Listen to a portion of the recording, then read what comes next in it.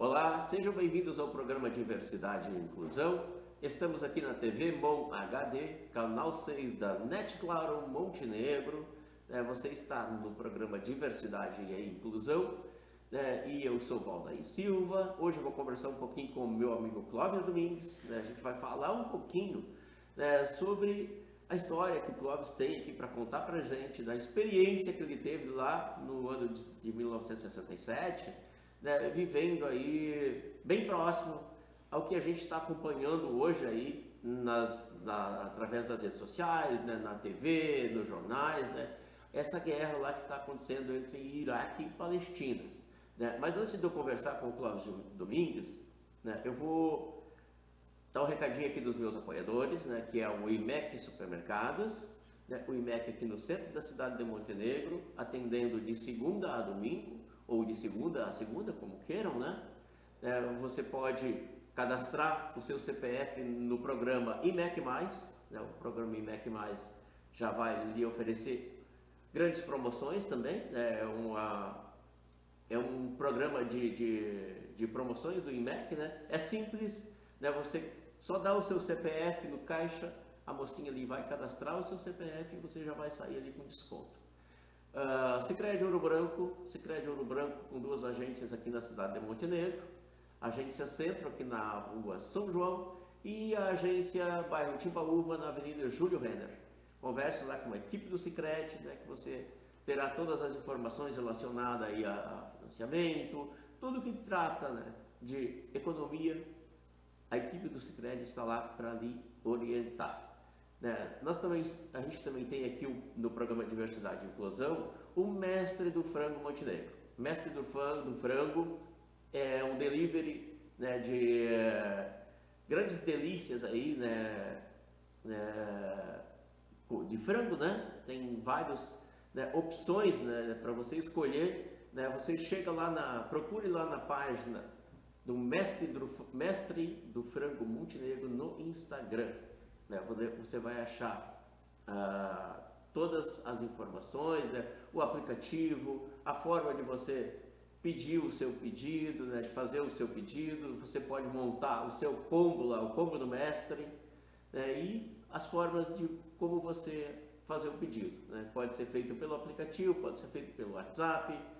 Você pode ligar lá para o mestre também, eles vão lhe atender muito bem.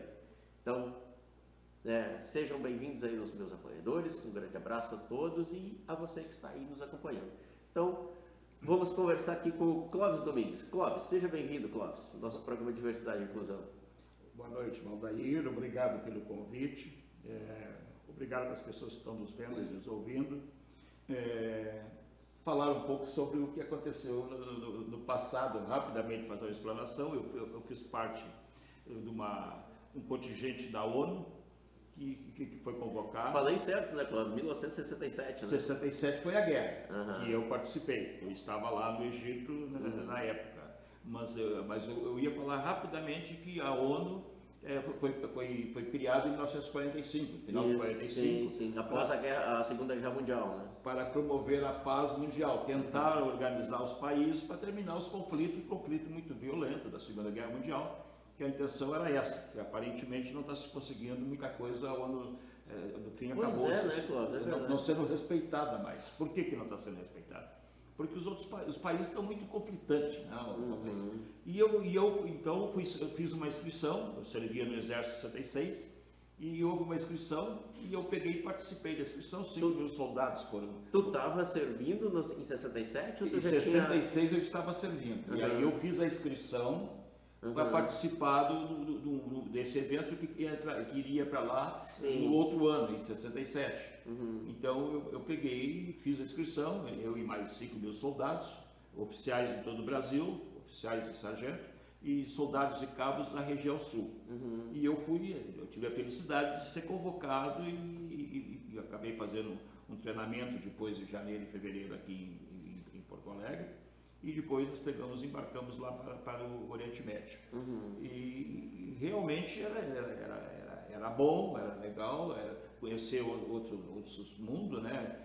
Outra realidade. Outra realidade, né? E lá totalmente, uma realidade totalmente diferente, que é o Egito. Cultura diferente, né? E nós estávamos no Egito, exatamente no Egito, era o país que nos dava a guarida, que naquele tempo a faixa de Gaza estava sob a guarida do Egito, como também a Cisjordânia estava sob a Jordânia. Sim. Então eles não tinham a independência ainda, eles eram observadores na ONU depois que eles foram, que o Arafat conseguiu e tudo, conseguiram pegar, e que o Arafat era o comandante de um pessoal que lutava pelos interesses dos palestinos. Sim. Né? Yasser Arafat, né? E ele era o comandante da Fatah, o Fatah, que seria hoje o Hamas. Sim, o Fatah hoje ele existe ainda, né, na Cisjordânia, né? Exatamente, seria um partido político da época. Né? É um partido político que perdeu a eleição para o Hamas, que hoje é a autoridade palestina, né? Não me lembro o nome do comandante lá, mas ele tem uma força junto ao Hamas. Ele é um membro do Hamas.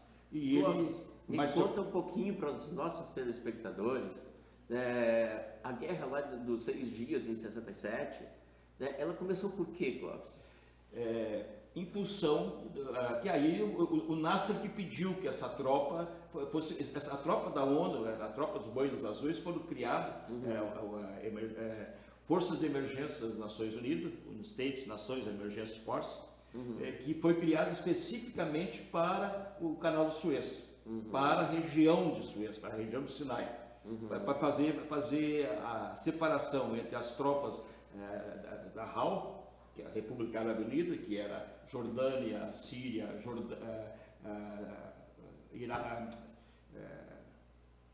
Egito, Síria, Jordânia e Líbano. São os países que fazem fronteiras com Israel. Sim. Essas tropas da ONU estavam entre os dois países. Foi convocado lá em 57, pelo Nasser. E a ONU se dispôs, então criou essa força com 5 mil soldados. Nós tínhamos lá indianos, suecos, dinamarqueses, holandeses, canadenses, brasileiros e equatorianos. Quantos brasileiros tinham lá na 427. 427 brasileiros. 427 com soldados oficiais, inclusive 2 coronéis. E aqui do Rio Grande do Sul, Clóvis? Daqui do Rio Grande do Sul nós tínhamos a maior percentagem de soldados e cabos, 90% era gaúcho. Tinha mais alguém de Montenegro contigo? Nós estávamos entre 5 soldados lá. Nós tínhamos o Jarbas Barcelos, que é vivo ainda, o único que é vivo também comigo, o Menezes, João Carlos Menezes, que faleceu há pouco tempo, o Jaime Wolff e o René Kerber. E eu.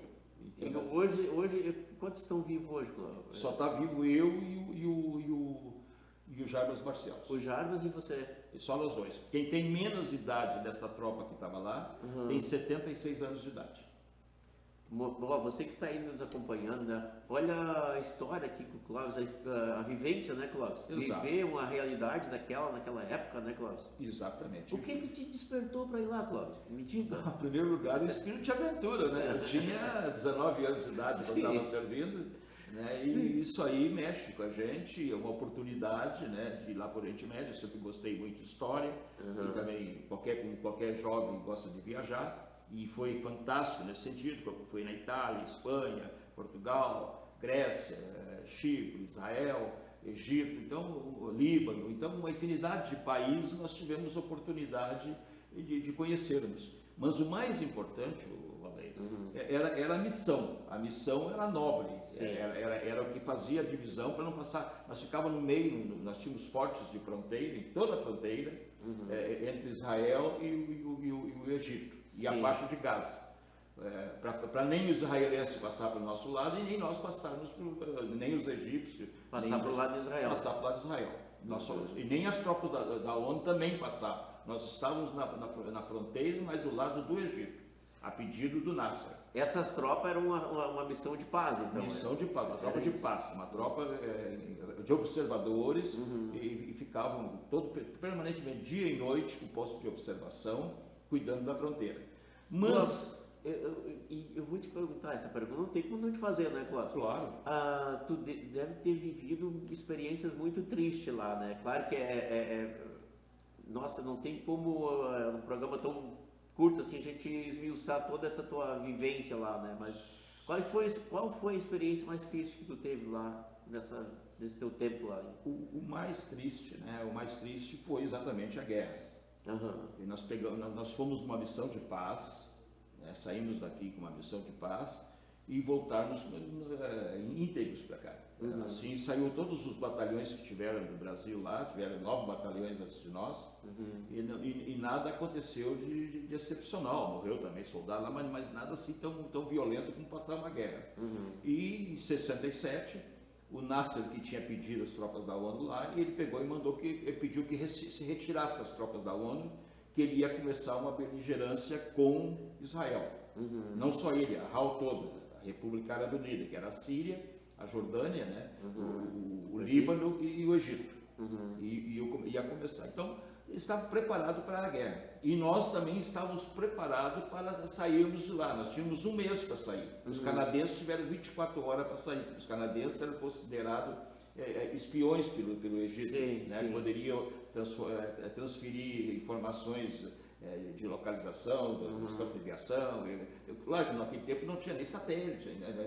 Era tudo mais incipiente. Então era mais visual. Então eles tinham medo que os canadenses passassem para os israelenses, americanos e para os israelenses diretamente, que é o que eles fazem mesmo. Exato, eles estão lá só para se informar mesmo. Que o Israel sempre foi apoiado pelos Estados Unidos, né, claro? Permanente. Não, e só os Estados Unidos, na Inglaterra também, a França também. Ele foi criado, foi levado para lá de novo, né? Os judeus, né, foram levados depois da Segunda Guerra Mundial, e durante a Segunda Guerra Mundial, quando foram perseguidos pelos alemães, eles foram conduzidos para lá, para a Palestina. Para aquele território ali. Aquele território que já tinha um monte de judeus lá que viviam relativamente legal com os palestinos. Mas quando entrou esses nórdicos todos, né, o sueco, o alemão, aliás, judeu-alemão, judeu-inglês, judeu-francês, judeu-alemão, judeu tchecoslovaco, polonês. Então, aí o judeu já é aquele outro judeu, já é o nórdico, é esse que está matando lá hoje. Começa a envolver interesses financeiros, né? Não, e além de financeiro, claro, muito financeiro, porque são os donos do dinheiro do mundo, né, praticamente, são os grandes capitalistas, né? Mas principalmente a força que eles têm e aquela ímpeto pela guerra. Né? Isso sempre se viu, os ingleses estão aí, qualquer momento, aí os Estados Unidos estão entrando em guerra em algum país, né? Permanentemente. E isso não é o normal e não é o que se gostaria. Tá, mas aí voltando então à minha situação. Isso. Nós pegamos e estávamos preparados para sair, mas não tínhamos nem, já tinha um mês aí poderia começar a guerra. Só que aconteceu que o Israel atacou antes e pegou toda a aviação egípcia no chão. Bombardeou todos os aeroportos, inclusive a Larish, estão falando muito agora, que ficava ali no Sinai, junto aonde nós desembarcamos, quando chegamos lá de avião, fica bem pertinho de Rafa, a cidade é essa onde está fazendo a saída para o Egito. Rafa é ali a saída que a cidade de Rafa,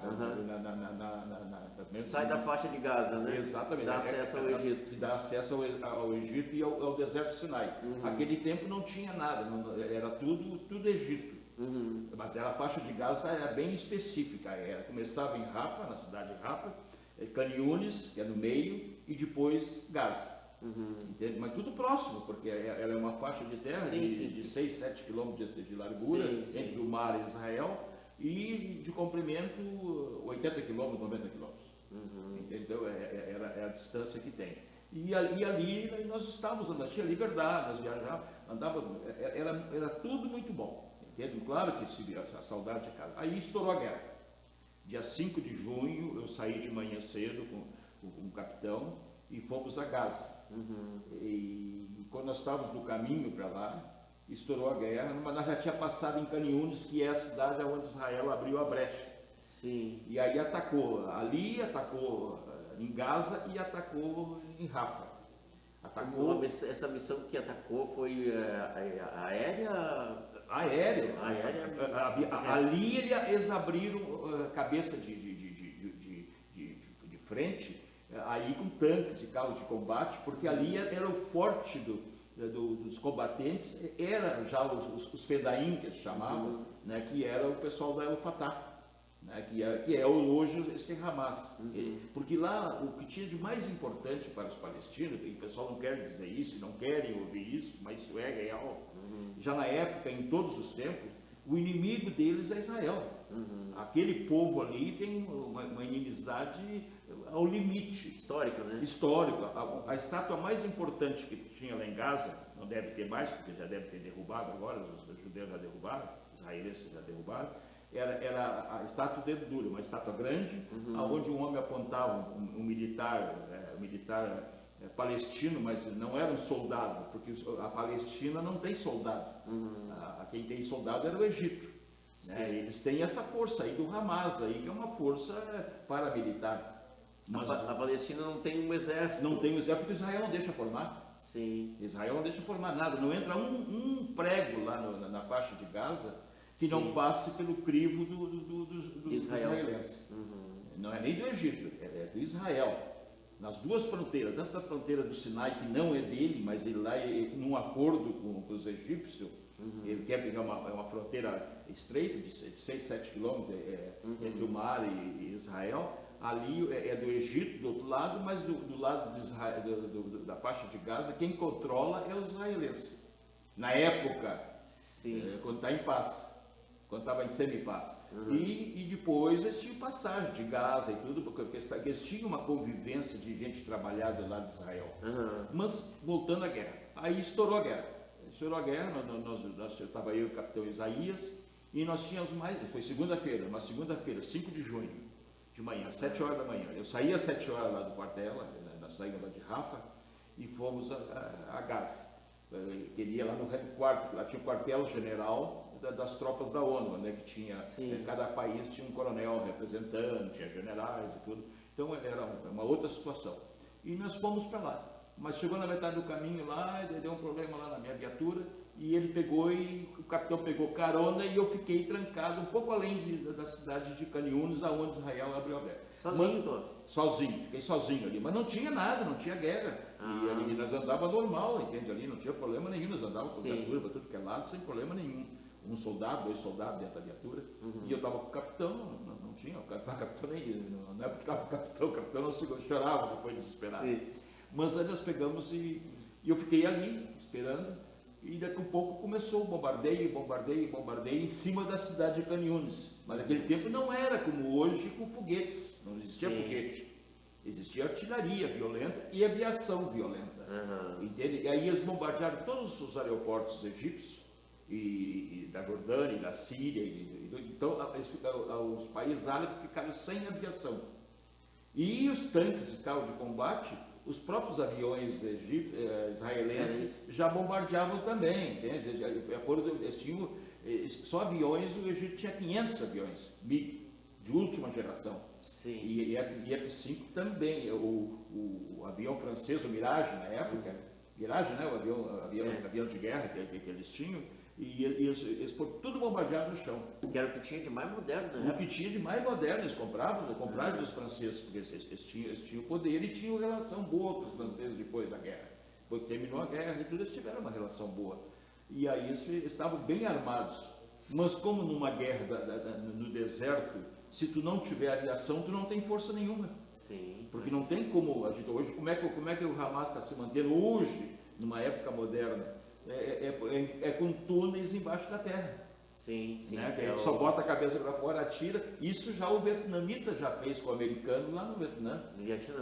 Já andava por baixo da terra e além está na floresta, né, que escondia. Ali não tem floresta, ali é deserto, é areia. Então não tem como pegar e se proteger. Então o único meio que se protegia é dentro da cidade, por túneis, essas coisas todas. Por isso que eles estão desmanchando. Infelizmente, né, Baldeia? A gente passou aquilo ali e morreu um companheiro meu, Cabo Willis de Macedo, né, no primeiro dia de guerra. Porque aí no primeiro dia de guerra vocês já perderam um companheiro? Já perdemos um companheiro e tivemos 5 feridos. Mas os indianos que tinham o batalhão do lado do nosso, perto do nosso, a 50 quilômetros do nosso, eles perderam 40 soldados. Nossa. No primeiro dia de guerra.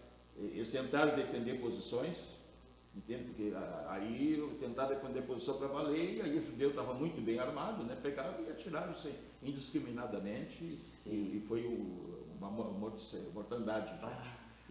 E nós ficamos lá em Gaza. Eu não consegui voltar para Gaza, ainda tinha mais uns 4, 5 soldados que estavam lá na cidade de Gaza. Nós tínhamos um cassino lá na cidade de Gaza, onde nós tínhamos beira de praia, uma praia maravilhosa, linda, cidade maravilhosa também, uma cidade com mais de 1 milhão de habitantes, já na época, tamanho de Porto Alegre. Hoje são mais de 2 milhões, né? Hoje mais de 2 milhões, é uma loucura, né? E eles estão destruindo tudo, né? Sim. Estão fazendo uma coisa que nunca foi feita até hoje. Né? Isso não se viu em guerra moderna, nada é parecido com isso aí. Inclusive está a Rússia lutando com a Ucrânia, mas não usa força praticamente nenhuma. Tu não vê grande destruição de prédios. Não. Praticamente muito pouco. Agora, o que está acontecendo lá na Palestina é o que aconteceu em Hiroshima e Nagasaki. Largou bomba atômica para matar as pessoas tudo. Isso não dá para... A ONU perdeu as forças porque isso ninguém no mundo quer. O mundo todo está condenando, né, meu velho? Clóvis, tu acha que há uma possibilidade de paz naquela região ali? Ou essa guerra, hoje, Israel e ali o Hamas, o povo da Palestina, pode até virar uma guerra mundial?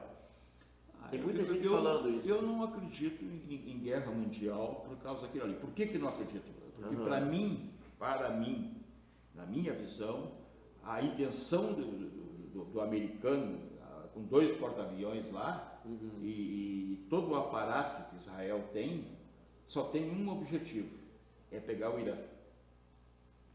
O Irã. O Irã é o fomentador de toda aquela questão. Fica bem claro que eu não sou contrário à questão que acontece lá. Eu vejo o palestino como vítima daquilo lá. Eu acho que ele sofre há anos, assim. O povo palestino é vítima de tudo aquilo lá. É vítima do que está acontecendo lá. De tudo, né? E aí mas agora ele matou lá 1.000 e poucos judeus lá, largando mísseis lá, numa festa de rap lá, de música moderna. Só que tem o seguinte, ali não era lugar de fazer festa, na fronteira com Gaza. Quem conhece a história de lá e o modo de vida do pessoal da Palestina, né? Baseada na cultura deles, na cultura, na crença deles. A crença permanente, né? Do Alcorão, né? Então eles jamais admitiriam uma música rock, etc. Fizeram bem na fronteira, a música tocando lá para eles, para judiar. E eles já estavam preparados, talvez até já prevendo essa festa já há muito mais tempo. Eles se prepararam e aí fizeram toda essa carnificina. E realmente foi, mas nada, e não é eu que estou dizendo, o mundo já sentiu que está desproporcional o ataque de Israel em cima dos palestinos, destruindo toda a cidade, querendo inclusive que a população saísse tudo de Gaza. 1 milhão de pessoas saísse de Gaza para Canhunes e para Rafa e para ir para o Egito. O Egito não aceitou, fechou a fronteira, aqui não vai vir ninguém, vão morrer lá. E eu acho que o palestino está correto em ficar na sua terra, mesmo contrariado e sofrendo e morrendo, filhos deles, mas não pode sair. Se sair, aí ficar sem nada, porque Israel, o que ele parece que é destruir tudo mesmo e tomar conta de tudo. Então isso é uma verdade, um absurdo. Mas na tua visão, tu acha que isso virá numa guerra mundial? Não corremos esse risco? Não vingaria, porque o resto está tudo quieto. Inclusive o Irã jamais ficaria quieto. O Hezbollah está lá no norte, lá junto a Jerusalém. Ele praticamente não está se metendo na guerra. Sim. O Hezbollah tem um poder de fogo muito grande também, muito grande. Claro que agora o Israel já está preparado, já esperando que eles ataquem. E tivemos aí uma guerra Israel com o Hezbollah, poucos anos atrás. Aí foi... lá no Líbano, né? No Líbano, né? Onde ele fez um enfrentamento forte. Mas o que aconteceu? O Líbano, como ser um apoiador, e aos palestinos do Hezbollah que estão ali, e por ser um Estado independente, que Israel não tem interesse também em viver em conflito a vida toda. Sim. E ter conflito permanentemente com o Líbano, com a Síria, que é um país forte também de armas, o Egito. Né? O Egito é uma potência, só que foi pego desprevenido, pegaram no contrapé, e aí aconteceu o que aconteceu. Mas não quero dizer com isso que Israel não combata fortemente, todos eles juntos. Mas aí o americano mandou 2 porta-aviões para lá. Isso é uma força excepcional. Mais algumas canhoneiras e navios de portos grandes, com muitos canhões, pensando, esperando que o Irã se manifestasse. Sim. E tu pode observar que tu conhece, qualquer cidadão conhece a situação política da região lá, e que o Irã, a Síria, o Líbano, o Egito estão contrariados com o que está acontecendo ali. Sim, com certeza. Todos estão muito contrariados, mas não têm coragem de começar, porque vai acontecer o quê? Vai acontecer o que aconteceu lá em Gaza. Eles vão destruir tudo. Eles botam 2 porta-aviões largando em mais milhares de foguetes que eles têm em cima do Irã. O Irã também tem até arma atômica, Sim, mas não vai conseguir fazer essa ação.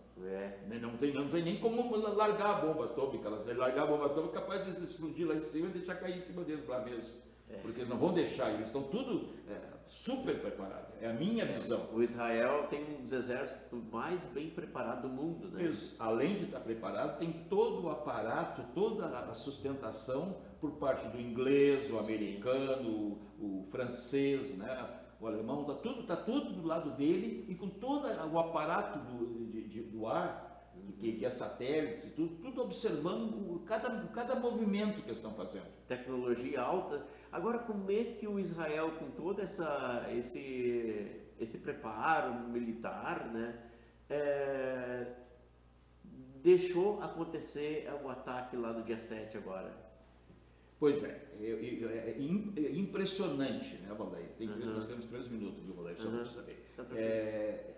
É impressionante a gente saber que eles não tinham praticamente condições nenhuma, porque não entrava nada lá, mas entrou de uma maneira ou de outra, entrou em pedacinhos de foguete, mas foram entrando, e eles puseram toda aquela condição de armamento de largar 1.600 ou 1.500 foguetes em questão de 1 hora. Pois é. E aí Israel, ele conseguiria atacar, mas não esperava de maneira alguma, certo? Que eles fossem naquele momento de festa, de folia, que tinha muitos soldados que estavam lá também. Sim. Talvez o pensamento deles estava voltado para aquilo ali, estava meio em paz a coisa, eles fizeram muito segredo, né? Aparentemente os palestinos e o Hamas, e o Hezbollah e os países todos envolvidos, ninguém comentou nada, então eles não sabiam de nada. Quando viram, estava caindo os foguetes, mas 1.000 e poucos foguetes numa tacada só. Pois é. E aí, mas também eles não têm nem foguete mais, não tem mais nada, agora eles não têm nem asa, mas praticamente não tem como, o máximo que eles podem fazer é molotov. Gastaram o que tinham. Gastaram tudo uma vez só, mas fizeram uma destruição. E marcaram o momento com 1.400 mortos, que para eles era importante. Mas morreu jovem e tudo, agora tem direito Israel, mas Israel já matou 8.000 pessoas já. Pois é. Centenas de crianças e tudo. Não é assim que funciona. Isso nos machuca, não é legal. Clóvis, eu acho que nós vamos chamar um outro programa, vou te trazer novamente, porque tu tem história para contar aí, Clóvis. Eu tenho um monte de fotografias aqui. Fotografias da guerra que foram tiradas após, porque lá naquela época não tinha essa tecnologia de hoje, mas após a guerra, onde eu passei, que não passava ninguém ainda. Depois da nossa produção, eu vou pedir para te mandar algumas fotos, se tu pode mandar para a nossa produção, ela vai colocar ali na tela. Tá bom, eu vou fazer isso aí sim. Tá. Aí a gente coloca algumas fotografias e vamos te chamar para um outro programa, porque o programa aqui já está no fim, Clóvis. Passa muito rápido. E eu falei pouco sobre a nossa situação real de saída de lá e tudo, mas passamos a guerra todinha lá até o final. Morreu companheiro, morreu centenas de pessoas perto de nós, gente morrendo muito próximo da gente, mas a gente teve sorte de sair de lá. Muito bem, obrigado, Clóvis, obrigado por hoje, né, a tua presença aqui, né, muito importante. A gente tem muitas Muita coisa para te perguntar ainda, Clóvis. Valeu, valeu. Vou te chamar de novo aí. E você que está aí nos acompanhando, eu agradeço, né? E convido para permanecer na programação da TV Mon HD, e o programa Diversidade e Inclusão volta semana que vem. Tchau, tchau. Obrigado, Clóvis. Valeu. Obrigado.